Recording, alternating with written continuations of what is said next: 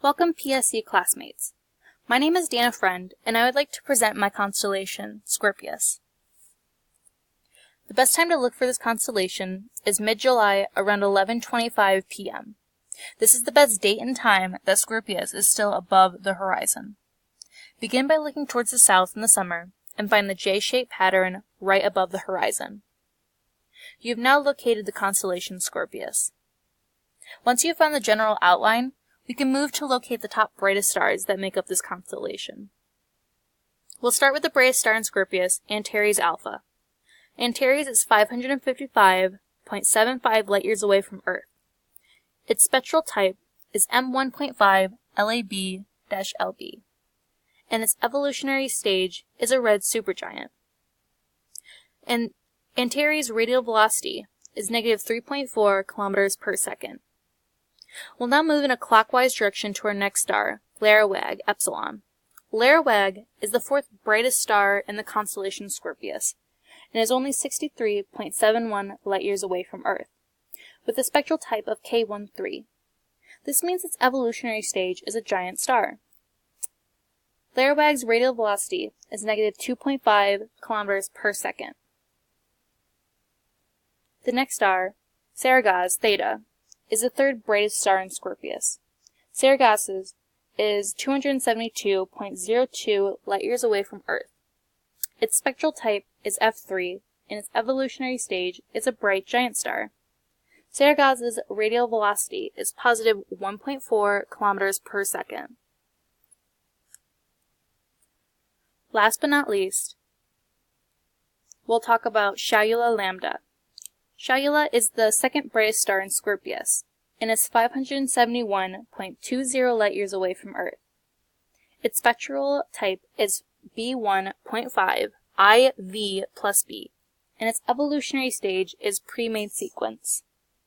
The radial velocity of Shaula is negative 3 kilometers per second. This next slide deals with the four deep sky objects found near the Scorpius constellation. Starting at the top of the constellation, Messier 80, or M80, is a globular cluster. Messier 80 is pretty easy to find, as it lies about halfway between the bright star Antares and Graphius. Continuing clockwise, Messier 4, or M4, is another bright globular cluster located in Scorpius.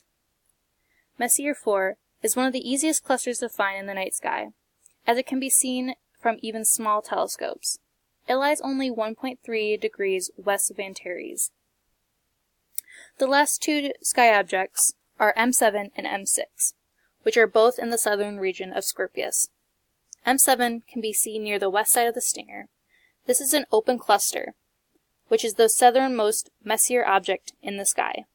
This can make it challenging for those in the northern latitude to try to find this deep sky object, as Scorpius constellation never rises above the horizon.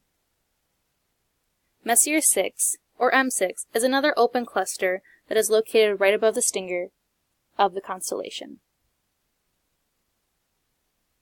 The last slide deals with the myth behind the constellation of Scorpius, and there are many different ways that people tell the story. However, there's a common theme within each story that they all involve the mighty hunter Orion. Now, Orion believed that he was the greatest hunter and claimed that he could kill every animal on Earth. However, this made Gaia, the goddess of the earth and the protector of all the animals, extremely angry at him. Gaia created a giant scorpion, Scorpio, to kill Orion in order to protect Earth's creatures.